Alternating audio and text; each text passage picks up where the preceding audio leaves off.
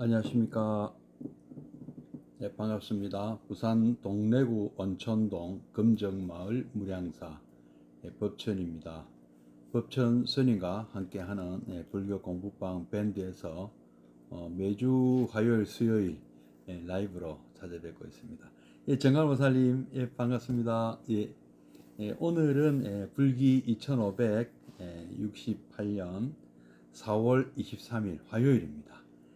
아함경 강독회 37번째 시간을 시작하도록 하겠습니다. 먼저 3기부터 하겠습니다. 동일스님 반갑습니다.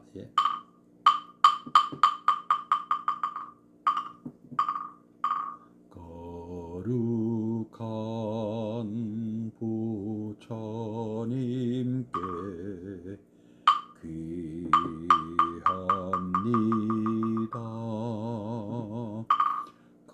거룩한 가르침에 귀합니다.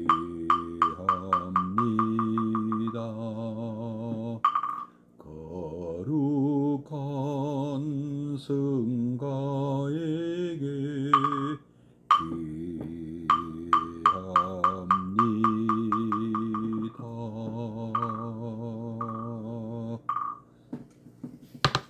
잠시 입정에 들겠습니다.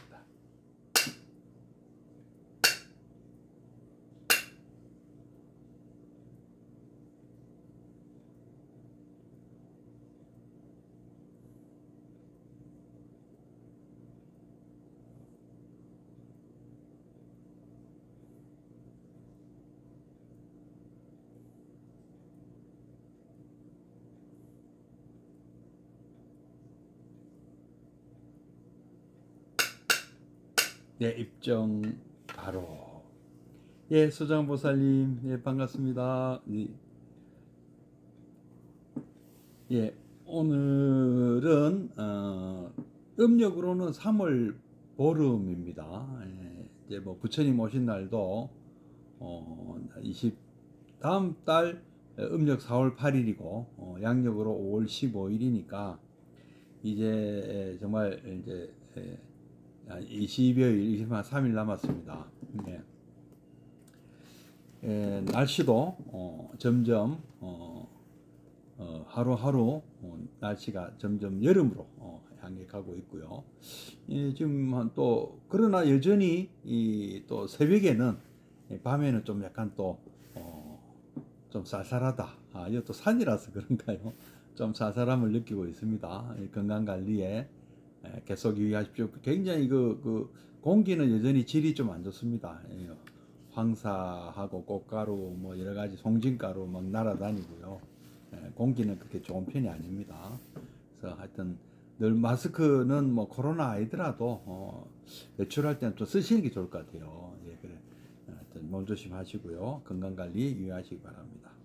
오늘은 아함경 207페이지, 교재 207페이지 할 차례인데요. 이제 교재도 이제 한 270페이지 정도까지니까요.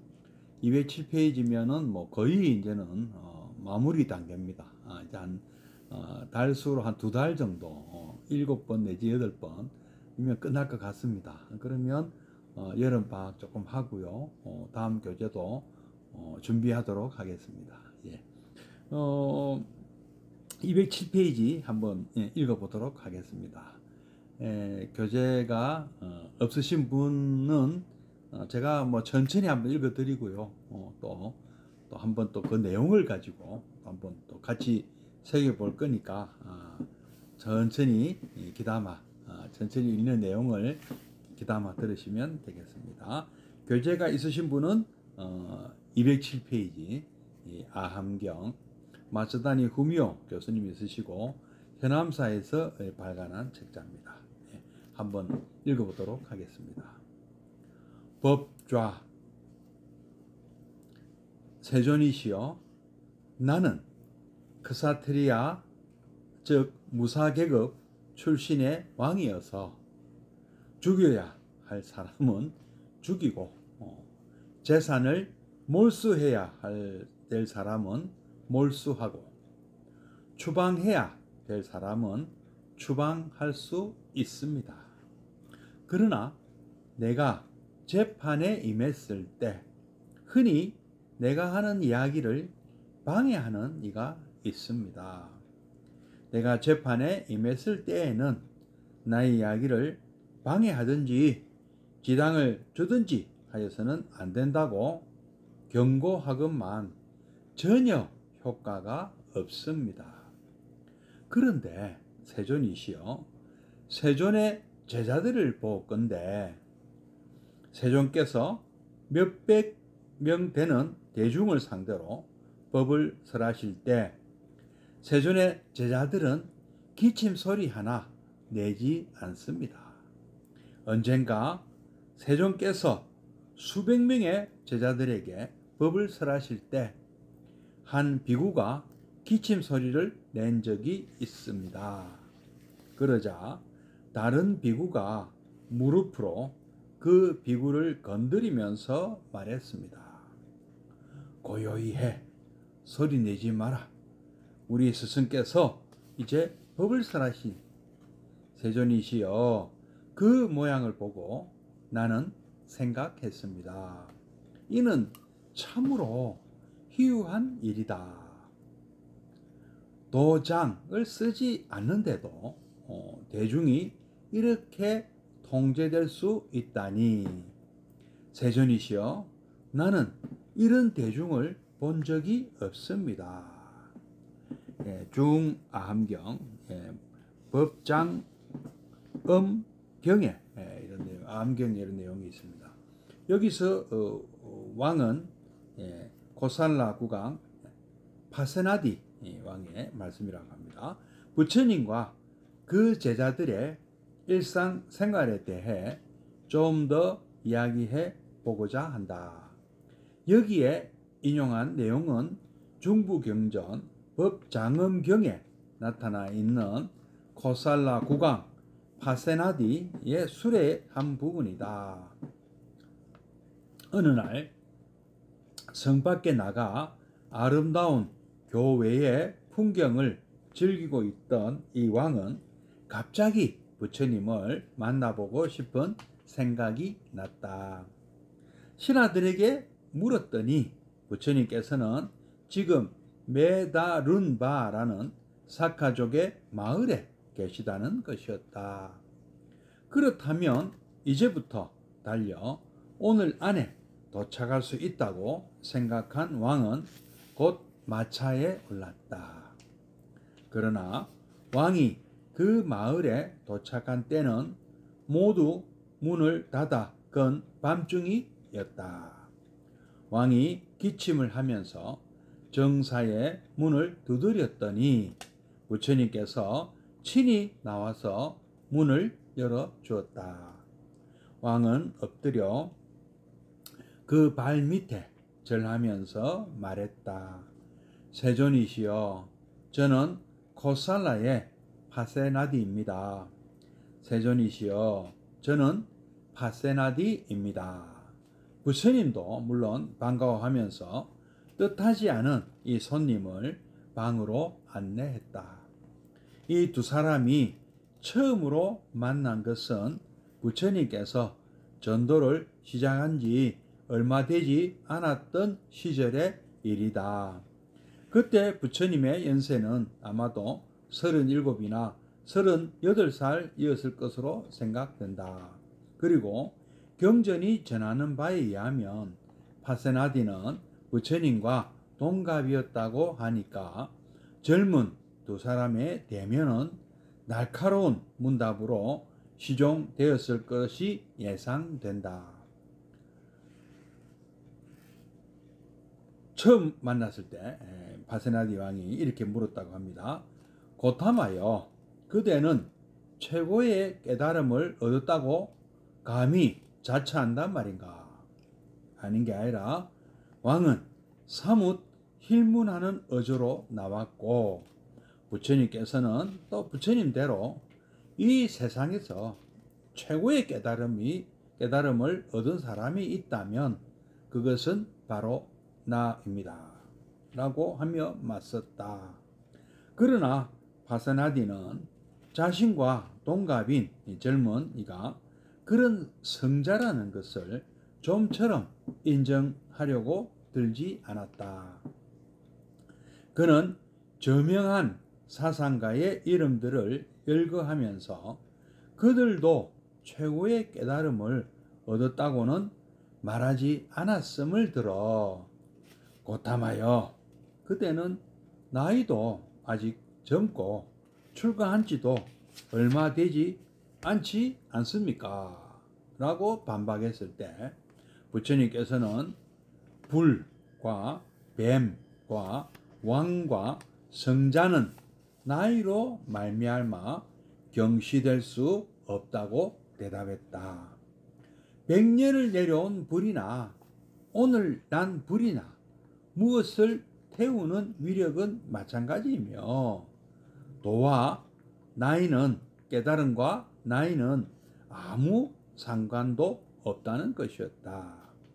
그런 일이 있은지도 어느덧 40년이 흘러 부처님께 귀의하는 왕의 심정은 해가 거듭될수록 깊어졌거니와 그날 밤 왕은 그러한 마음을 부처님 앞에 털어놓고 그 이유를 몇 가지 들었다. 그것들은 모두가 왕 자신이 친히 듣고 본 이야기들이었으므로 부처님과 그 제자들의 생활을 엿보는 데는 더없이 귀중한 자료가 되는 줄 안다. 이를테면 그 중에 한 이야기는 이러했다. 그것은 다른 경에도 이름이 전해오는 두 명의 목수 이시다타와 푸라나에 관한 이야기이다. 이 두 사람은 고살라 왕궁 궁중의 목수였다. 나 파세나디 왕은 그들에게 일자리를 주었고 그들은 내 덕으로 명성을 떨친 사람입니다. 파세나디 왕은 눈을 끔뻑이며 이야기를 계속했다. 그렇지만 그런데도 그들이 나에게 보이는 존경은 부처님을 존경하는 데 비해진다면 훨씬 못 미친다는 말씀입니다. 그것은 불평이 아니라 왕에게는 그쪽이 더 기쁜 듯 하였다. 그는 그 증거로서 이런 보기를 들었다. 언젠가 저는 전쟁에 나갔다가 그들을 데리고 목수 둘을 데리고 어느 조그만 민가에서 함께 잔 일이 있었습니다. 그때 두 사람은 밤늦게까지 부처님의 가르침에 대해 법에 대해 이야기를 주고받더니 잘 때가 되자 부처님께서 계신 방향을 확인한 다음에 그쪽으로 머리를 두고 나 있는 쪽으로 발을 뻗고 잤습니다. 이것은 참 이상한 일이다. 그들은 왕인 나에게 의지하여 생계를 이어가고 있는데 나를 존경하기보다는 세존을 훨씬 더 존경하는구나. 이것은 필시 그들이 세존으로부터 더없이 소중한 가르침을 받았기 때문일 것이다. 세존이시여, 그래서 저는 이렇게 생각했습니다. 이 장의 첫머리에 인용한 1절도 마찬가지로 파세나디 왕이 자신이 세존을 더욱 존경하게 된 이유의 하나로서 그날 밤 이야기한 내용이다. 코살라의 왕권은 당시에 인도에서 가장 강대했으며 그것과 어깨를 겨룰 만한 나라는 오직 마가다 왕국이 있었을 뿐이다. 그 강국의 왕인 파세나디가 직접 재판하는 마당에서도 흔히 시끄럽게 굴어서 발언을 방해하는 사람이 있다. 파세나디 왕은 그런 체험을 들어 부처님의 법좌에 대해 이야기한 것이다. 재판하는 자리에 광경을 설법하는 자리, 즉 법좌에 비긴다는 것은 애당초 온당치 못한 점도 없지는 않으려니와 거기에는 체험과 견문이 뒷받침되어 있기에 도리어 강렬한 인상을 주는 것도 사실이겠다. 왕이 보았다는 것은 어느 날 부처님께서 설법하고 있는 광경이었다. 그것은 아마 사와티 남쪽인 기원정사였든지 아니면 그 동쪽 교회에 있는 미가라마타 정사였을 것으로 여겨진다. 하여튼 그날도 역시 몇백 명의 비구들이 모여들어 부처님의 설법에 귀를 기울이고 있었다. 그런데 고요한 그 자리에서 어느 비구가 기침을 했다. 그랬더니 다른 비구가 무릎으로 그 비구를 건드리면서 조용히 하라고 주의를 주었다. 그리하여 모든 청중들이 기침 소리 하나 내지 않은 채 오직 긴장한 속에서 부처님의 말씀을 경청하고 있는 모습을 목격한 파세나디 왕은 참으로 탐복하지 않을 수 없었다는 것이다. 그 고백이 또한 파세나디답게 소박하다. 참으로 희우한 일이었습니다. 도장을 안 쓰고도 대중이 이렇게 통제된다는 것은 도장이란 칼과 곤장이다. 왕은 그것으로서 신하들을 단속하고 백성들을 통치한다. 그 생사여탈의 힘, 그것이야말로 왕의 권세일시 분명하다. 그러나 그런 무력으로도 침묵시킬 수 없는 사람들이 있다. 더구나 마음으로부터 복종케 하기란 도저히 불가능한 일이다. 거기에 집권자들의 고민이 있다. 그런데 부처님의 법좌의 광경은 어떤가? 거기서는 무력의 그림자조차 찾아볼 수 없건만 이렇게도 완전히 통제되어 있지 않은가?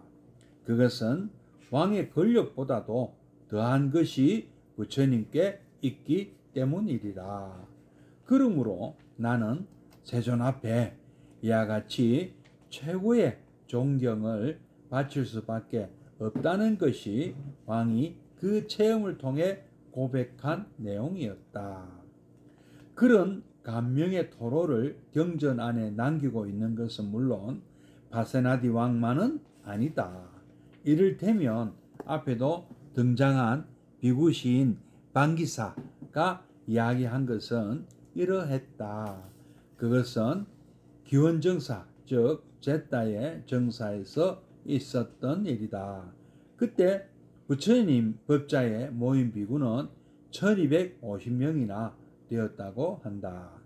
그날 부처님의 설법은 열반, 즉 불교의 궁극적인 목표인 절대적 평화의 경지에 관한 것이었다. 많은 비구들이 모두 마음을 기울여 듣고 있는 정경이 그날 또한 이 시인의 시심을 자극했던 모양인지 부처님 설법이 끝나자 그는 자리에서 일어나 옷을 한쪽 어깨에 걸치고 부처님 앞에 나아가서 홍조 띤 얼굴로 말했다. 한쪽 어깨에 걸치고 왼쪽 어깨겠네요. 죄송합니다. 예, 부처님 앞에 나아가서 홍조 띤 얼굴로 말했다. 세존이시여, 저에게 떠오른 것이 있나이다. 선서 부처님이시여, 제 마음에 시상이 떠올랐나이다. 방기사여, 그것을 읊어보려무나. 이 비구 시인은 가끔 이런 짓을 했고 또 그것을 동료 비구들도 좋아했던 모양이다. 상우부 경전 제8에는 방기사 장로 상응이라고 해서 그가 이런 식으로 발표했던 시편이 12권이나 되는 경 속에 수록되어 있다. 그가 이때에 읊은 것은 다음과 같은 시였다. 청정할 손 티끌을 멀리 떠난 두려움없는 열반을 설하시기에 이제 여기에 1000명도 넘는 비구들은 정각자에게 예하여 배움노라. 정각자가 설하심은 티없는 진리, 그를 비구들은 귀 기울여 듣노라. 숱한 비구들에게 애워싸여 정각자는 빛도 찬란하셔라. 세존께서는 참으로 용상이시며 이 세상 살아계신 성자이시라. 줄줄이 내리는 빗발처럼 제자들을 고루고루 적셔 주시다. 이 스승 배웠고자 그 한 마음에 한낮에 정좌에서 달려나와 제자의 한 사람인 저 방기사는 세존의 두 발의 머리 쪼아리도다. 이것은 상응부 경전 8 전이상이라는 경에 보이는 내용이라고 합니다. 자, 오늘은 여기까지 읽어보도록 하겠습니다. 자, 앞으로 돌아가서 한 번 더 새겨보도록 하겠습니다. 내용이 어려운 내용은 사실 없습니다. 그죠? 다 충분히 납득이 가는 그런 내용 같습니다.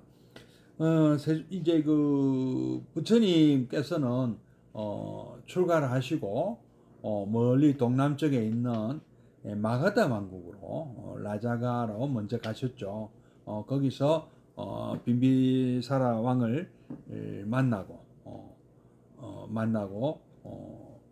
또 빈비사라 왕으로부터 또 곧 선물을 하실 것 같다는 그런 또 이야기도 문답도 있었죠. 빈비사라 왕이 그 수행 보니까 그사트리아 개혁 같은데 제 밑에서 벼슬 한 자리 드릴 테니까 저하고 같이 저 우리 나라를 위해서 일해 주십시오 하니까 부처님께서 나는 성불을 하기 위해서 이 정등각을 얻기 위해서 출가했다. 그러고 약속은 그러니까 그 빈비사라 왕은 언젠가 성불하시면 꼭 자신을 찾아달라고 하셨죠. 그래가지고 또 우리 잘 아다시피 6년 수행을 하시고 성불하시고 그 마가다 왕국의 영토인 우르벨라에서 성불하시고 저기 그 바라나시 가서 초전 법륜 5비구의 초전 법륜 하시고요. 다시 또 우르벨라 숲으로 돌아와서 1000명의 가사파 삼형제 제자들을 제자로 삼으시고 또 마가당구의 수도 라자가로 와서 사리푸타와 모칼라나 250 제자를 또 추가로 확보하시고 1250 제자가 되셨을 때 이 마가다 왕국 빈비사라 왕은 중림정사를 기정하게 됩니다. 그 중림정사에서 또 수행을 하시는데 또 이 고살라 왕국에 에서 온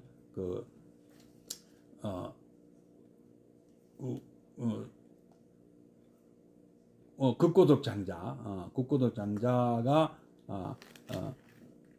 극고덕 장자가 와서 또 부처님을 고살라 왕국 이 사와티 성으로 초대를 하죠. 그래서 사와티 성에 이제 초대를 받고 와서 교화를 하기 시작했는데요. 그때 물론 수달타 장자가 이모임 고사님 반갑습니다. 수달타 장자가 완벽하게 이 준비를 하고 기원정사도 짓고 해서 부처님을 잘 모셨습니다만은 그때만 해도 이 고살라 왕국의 이 사와티 성의 군주인 이 파세나디 왕은 그것도 저분이 도대체 누군가 하고 의문을 갖고 있는데 그 왕비 말라카 왕비가 먼저 불자가 되어 제가 신도가 되고 그 말라카 왕비가 또 추천을 해서 이 또 파세나디 왕도 부처님을 따르게 되었습니다. 이제 그러다가 이제 지금 이 말씀을 하는 거는 또 수십 년이 지나서 두 분이 그 빈비사라 왕은 4살이 아래인데 요 바세나디 왕은 동갑이라고 했습니다. 또 두 분은 뭐 참 동갑쯤 되니까, 그리고 가서 또 그사트리 하잖아요. 부처님께서도 카필라바투에서 오랫동안 태자 생활을 하셨잖아요. 그래서 이제 같은 어찌 보면 참 서로 굉장히 이해를 잘 했을 것 같아요. 그래서 이 바세나디 왕이나 빈비사라 왕이나 국정에 대한 어떤 자문, 그 이제 뭐 우리 국사 또는 왕사라 해가지고 우리나라에도 신라 시대나 고려 시대에 보면 나라의 자문역을 하는 그런 스님들이 있었습니다. 그죠? 임금에게 자문역을 하는 나라를 대표하는 스님이 국사 스님이고, 임금의 스승이다 해서 또 왕사 스님이 또 있었죠. 뭐 두 분이 같을 수도 있고 다를 수도 있습니다. 하여튼 그런 정도의 역할을 하셨는데요. 이제 수십 년이 지나고 이 바세나디 왕이 이렇게 고백을 하는 것이죠. 신앙 고백 비슷한 건데, 아무리 내가 참 부처님을 존경하는 까닭은 이런 것도 있다. 나는 일국의 왕으로서 뭐 그때는 이제 전제군주 국가였기 때문에 삼권 분립이 안 돼 있어요. 그래서 그 전제군주가 본인이 법도 제정하고 또 그것도 또 실행하고 또 재판까지 하는 그런 사람이, 그런 이제 어떤 독재 권력을 갖고 있었죠. 뭐 왕이니까, 전제군주니까. 나는 크샤트리야, 무사계급 출신의 왕으로서 죽여야 될 사람 죽이고, 자기가 판단해서 저 사람은 사형 대상이다, 또는 뭐 재산 몰수형, 자기가 판단 다 한다 이거죠. 그리고 또 국외 추방, 밖으로 쫓아내는 사람 쫓아내고, 이거 다 할 수 있다. 그리고 근데 이 정도의 자기는 권력이 있는데, 이제 최고 재판관으로서 이제 중요한 결정을 할 때 재판하는데 방해하는 사람들이 있더라. 막 큰 소리로 왕이여 그거는 그렇지 않습니다 하고 뭐 좀 하소연하는 사람도 안 있었겠습니까? 뭐 저항하는 사람도 있을 것이고요. 그래서 소란하는 경우도 있었다는 거죠. 그래서 이야기를 방해하거나 지장을 주는 사람들이 있는데 조용히 해라 해도 말 안 듣더라 이거죠. 근데 유심히 보니까 부처님 제자들은 저런 사람들이 하나도 없더라. 자기 이제 설법할 때 보니까 뭐 부처님 제자들이 부처님 설법을 들을 때는 참 뭐 기침 소리 하나 못 내더라.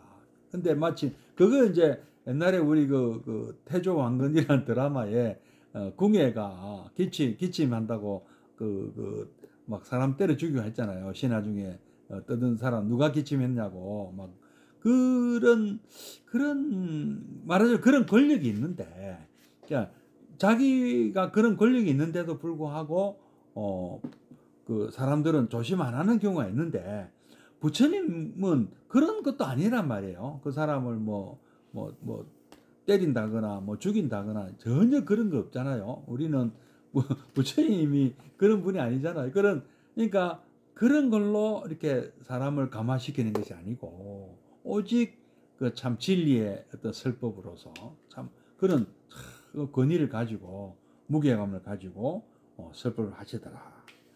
이걸 봤다.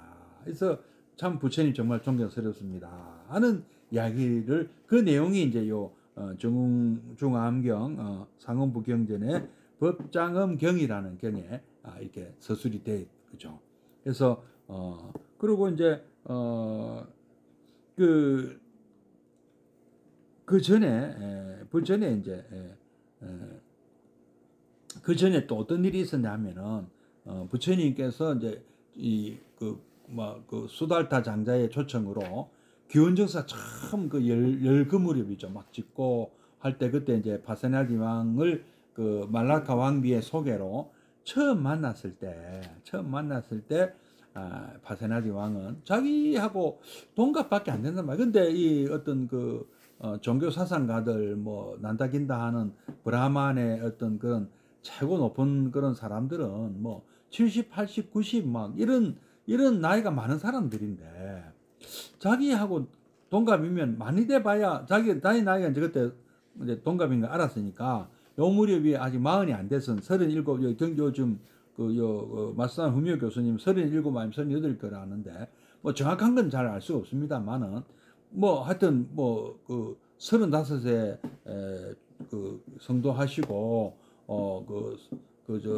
라자가에서 한 몇 년 계시고 왔단 말이에요. 그러면 많이 돼야 뭐 40이에요. 그러니까 30대 후반인데 이때 만나고 이렇게 다짜고짜 이렇게 질문했다는 거죠. 뭐 스스로 최고의 깨달음을 얻었다. 정등각자라고 하시는데 그럼 그 정말 그렇냐고 좀 따지듯이 그렇게 하니까 부처님께서도 또 당당하게 나는 정등각자 맞아요. 세상에서 최고의 깨달음을 얻은 안욕따라 삼약삼부따요. 그러니까 이 참 근데 그 인정하기 어려운데 이제 그렇게 또 질문했대요. 나이도 젊고 출가한 것도 지금 뭐 채 10년이 안 된 거 아니에요? 그렇게 알고 있는데요. 근데 어떻게 그렇게 믿어지지 않는다고 했겠죠. 그러니까 그때 부처님께서 유명한 또 비유를 하셨죠. 불이 작다고 무시하지 마라. 아주 작은 담뱃불이 큰 불이 될 수가 있다. 그리고 뱀이 또 작다고 무시하지 마라. 뱀이 사람을 물면 큰일 날 수가 있다. 그리고 어린 왕자라고 왕자 또는 왕이 나이가 어리다고 무시하지 마라. 뭐 왕은 당연히 생사여탈의 그 권력을 쥐고 있고요. 나이 어린 왕자를 하더라도 지금은 왕자지만 왕이 아버지가 이제 죽고 나면 왕위를 물려받으면 왕이 되잖아요. 그러면 20대라고 해서 그 왕의 권력이 없느냐? 그러면 생사여탈권이 있는 거 아니냐? 그렇죠. 지금 불과 이분들도 뭐 20대 때 다 왕이 된 사람들이거든요. 파세나디 왕이나 빈비사라 왕은요. 그러니까 그런 분들을 보면 젊다고 무시해서는 안 되는 거예요. 깨달은 사람도 마찬가지다. 지금은 뭐 동자승이 어리다, 스님들이 어리다 해도 알 수가 없다. 저 스님이 얼마나 나중에 큰 스님이 돼서 우리를 잘 이끌어 주실지 모르는 건 아니냐. 성자도 그렇다. 이렇게 답을 하는 거. 이 내용도 우리가 한번 배웠을 겁니다. 아함경에도 나와 있잖아요. 그래서 이 깨달음, 이 도의 세계는 나이와 아무 관계가 없다. 근데 참 이 인도의 문화는 참 이런 면이 참 지금 생각해도 부러운 거죠. 그 수많은 그 종교 사상가들이 나이와 상관없이 진리를 놓고 또 당당하게 서로 논쟁하고 토론하고 논쟁하고 그래서 서로 그 합리적인 그 설득으로 논리 대결도 하잖아요. 마치 야인 시대에 나오는 김도한 그런 세계는 주먹이 세면 형님 아니에요. 나이가 20살밖에 안 됐던 김도한이가 형님이 되고 뭐 그보다 훨씬 나이가 많은 사람들이 다 부하노릇 했잖아요. 그런 참 정말 1차원적인 그런 폭력을 가지고 하는 것이 아니고 그 인도라는 나라는 어떻게 된 나라인지 이런 토론을 거쳐서 토론에서 이기면 그 진 사람이 부하가 되든지 아니면 쌍칼처럼 만주로 떠나든지 뭐 이렇게 돼야 된다는 거죠. 그래서 그 부처님 당시에도 그런 일이 많았다고 합니다. 그리고 그래서 부처님과 이렇게 부처님이 슬픔하시거나 부처님의 이제 토론을 해서 이제 그런 어떤 당당한 그 모습을 사자가 마치 포효하는 것 같다 해서 그 모습을 사자후다. 사자후라는 말이 사자가 포효하는 모습이잖아요. 감히 누가 거기다 대고 틀렸다 하고 나서도 부처님께서 그 상대편 말씀 그럼 당신이 어떻게 생각하느냐 얘기 들어보고 그러면 이거는 이렇고 저건 저렇고 그래서 이런 거는 이렇게 되는 거 아니냐 했을 때 거기에 반론을 제기하지를 못했다는 거죠. 직접 만나본 사람들은요. 그래서 다 역시 옆에서 본 사람들은 사자후다. 이 파세나드 왕도 마찬가지죠. 부처님의 설법할 때 전부 지죽은 듯이 조용하다. 그분의 말씀 전부 귀담아 듣고 한마디라도 정말 놓칠까봐 전부 다 참 경청을 하다. 사자후를 토하는 우리 청법가에 나오잖아요. 사자후를 해 주십사고요. 그리고 그 설법하는 그 자리를 또 뭐라고 합니까? 사자좌라고 하잖아요. 이 법좌, 오늘 제목이 법좌니까 법좌가 바로 우리 설법하시는 분이 앉은 자리가 사자좌이고 그분의 설법은 사자후가 되는 것이죠. 그것은 원래 부처님의 모습이죠. 부처님이 설법하는 그 모습은 마치 사자가 포효하는 것 같다. 사자후다. 임금님도 감히 견주질 못한다. 그 생사의 여탈권을 쥐고 있는 사람인데도 그렇게 못하더라. 그리고 심지어는 이 파세나드 왕 밑에서 일을 하는 그 목수, 이 목수는 굉장히 중요한 자리인 것 같아요. 왕하고 같은 아무리 출장 중이라 해도 왕과 같은 방을 사용한다는 것은 참 납득하기 어려운 정도인데, 어쨌든 같은 방에 자는데 자기가 고용하고 있는 일꾼이죠. 목수를 아무리 높은 계급이 얼마나 높은 계급, 목수가 얼마나 높은 지위였는지는 모르겠습니다만은 마치 우리 법당에서 부처님 계신 자리를 쪽으로 발을 놓지 않는 것처럼 잠자리에서도 왕을 의식하지 않는 것이고, 그 자리에 같이 자고 있는 자기 생사이탈권도 쥐고 있고 자기를 고용하고 있는 그 파세나드 왕을 의식하지 않고 엉뚱하게 부처님 계신 방향이 어딘가 따지고 그 방향으로 머리를 두더라. 전쟁에 나갔다가 그들을 데리고 어느 조그만 민가에서 함께 잔 일이 있었는데요. 그때 이 목수 이시다타와 푸라나 이 두 사람은 밤늦게까지 부처님께서 설법하신 그 내용에 대해서 이야기를 주고받더니 잘 때가 되자 부처님 계신 방향을 확인한 다음에 그쪽으로 머리를 두고 참 높은 사람인 이 세속에서 높은 사람인 자기 파세나드 왕 쪽으로 발을 뻗고 자더라. 야, 이 나를 의지해서 생계를 유지한 사람들이 나보다도 부처님을 더 존경하는구나. 이것은 필시 그들이 부처님으로부터 더없이 소중한 가르침을 받았기 때문일 것이다. 그래서 나는 부처님을 존경하지 않을 수가 없습니다. 이때 코살라라는 나라는 2600년 전 인도 문명권에서 그때 당시 부처님이 처음에 태어나셨을 무렵만 해도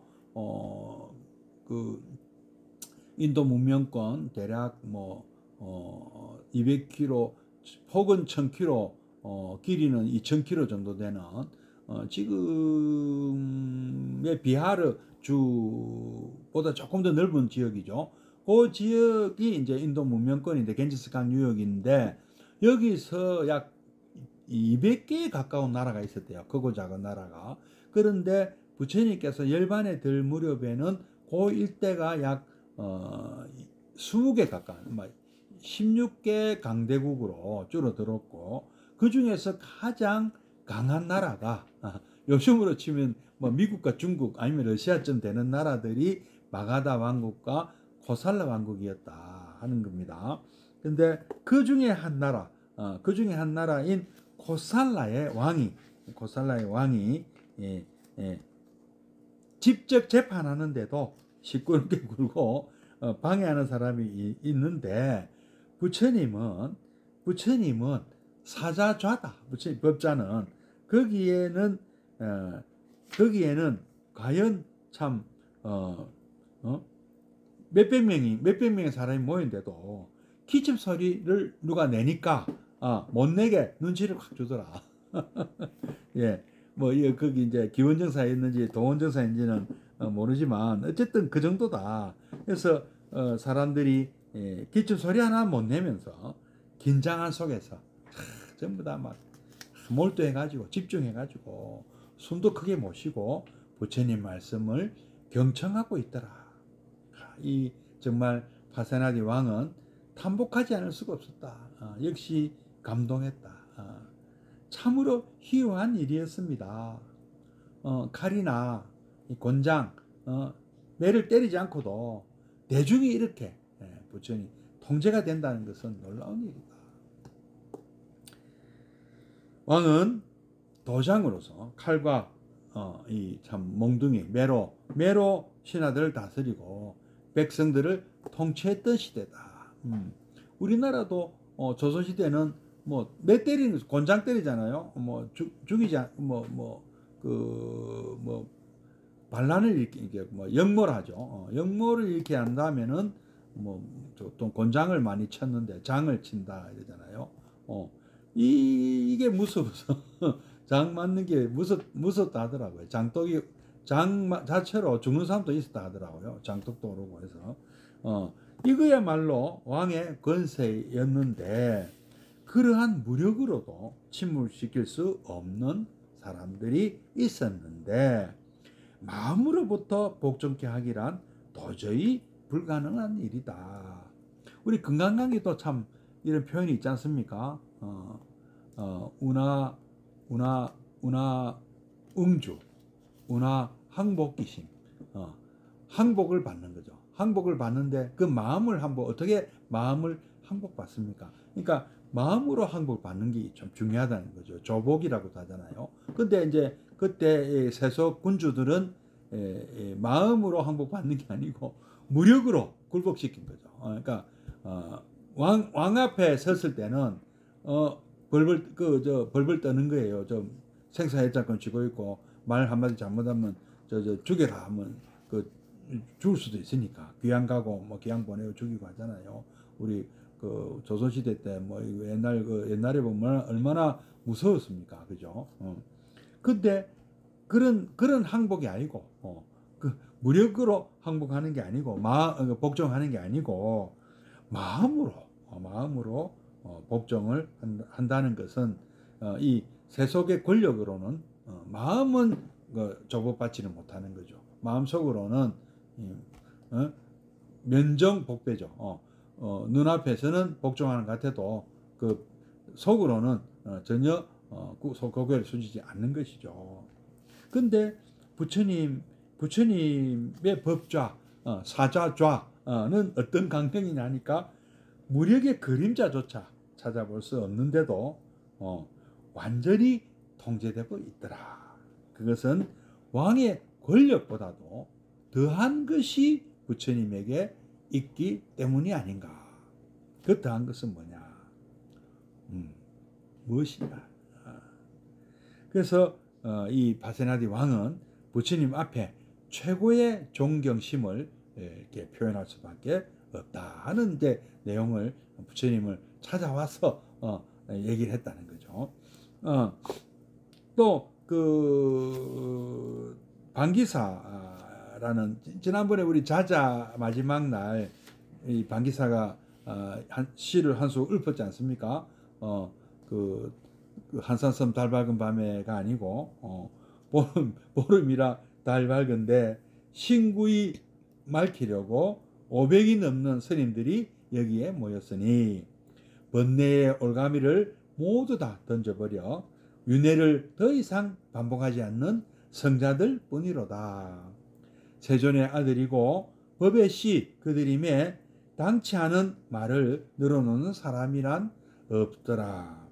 가래에 그 화살을 빼어버린 우리가 세존을 우러러 예하여 배움노라 하고 그 자자하는 어느 날 마치고 나서 감동에 겨워서 이런 시를 썼죠. 지난번에 우리 자자편에서 배웠습니다. 근데 오늘은 이제 이러한 참 그 모든 스님들이 부처님 설법에 정말 경청하고 귀를 기울이고 한마디도 놓치지 않으려고 하는 그런 공부하는 그 모습을 보고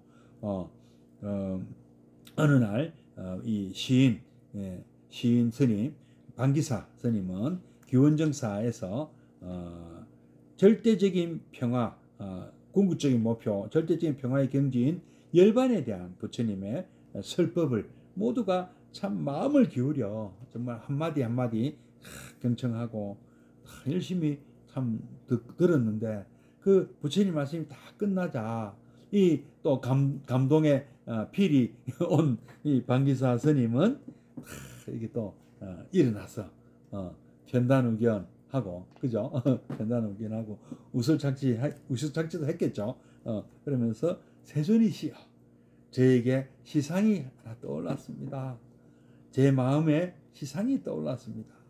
하니까 부처님께서 그러면 방기사야 그럼 한번 그 내용을 한번 대중 앞에서 한번 읊어봐라 하니까 요 이제 이런 것들이 상호부 경전에 이제 자주 많이 나오는가 봐요. 그래서 이렇게 시를 읊었다.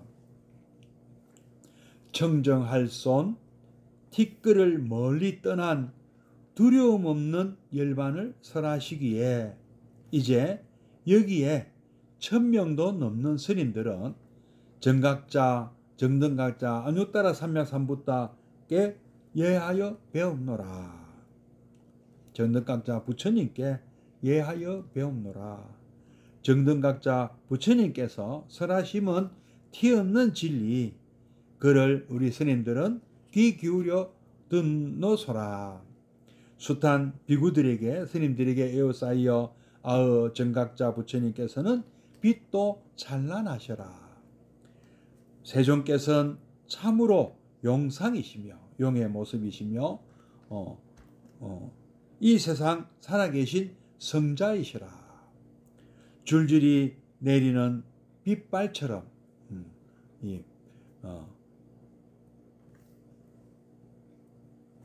제자들을 고루고루 적셔 주시다.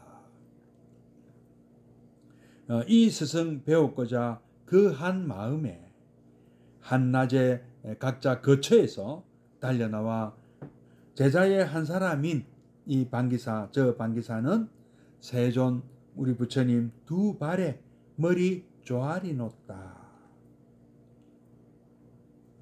우보익생 만호공이네요. 그죠?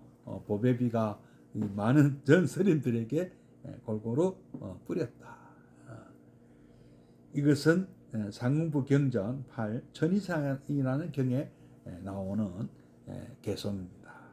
이 부처님 설법을 듣고 정말 감동한 감격의 눈물을 흘리는 이 방기사가 이 부처님을 찬탄하는 칭찬열애 예경제불하고 칭찬열애 했네요. 그리고 이 시를 공양 올린 겁니다. 그죠? 부처님께 불공을 올렸습니다.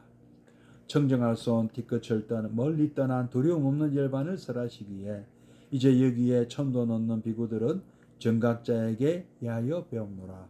정각자가 설하심은 티없는 진리 그를 비구들은 귀 기울여 듣노소라.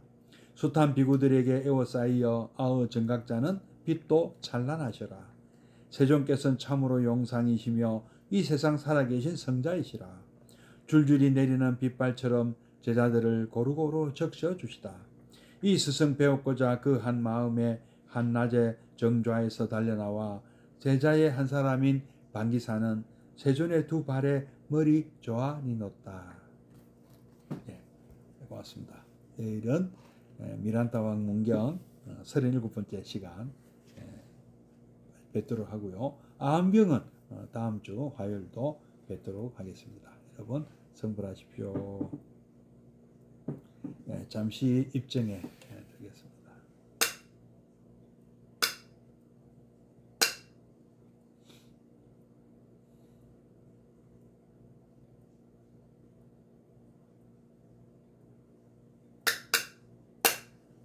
사홍선하고 마시도록 하겠습니다.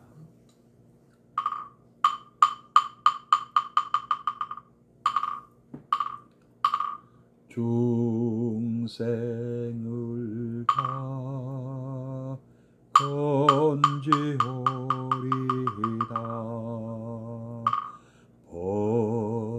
번뇌를 다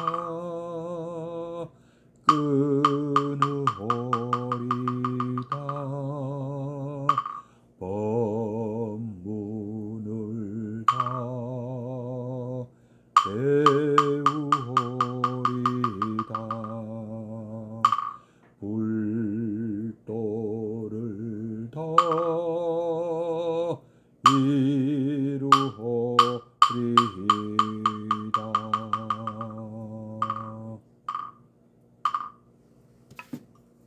네, 고맙습니다.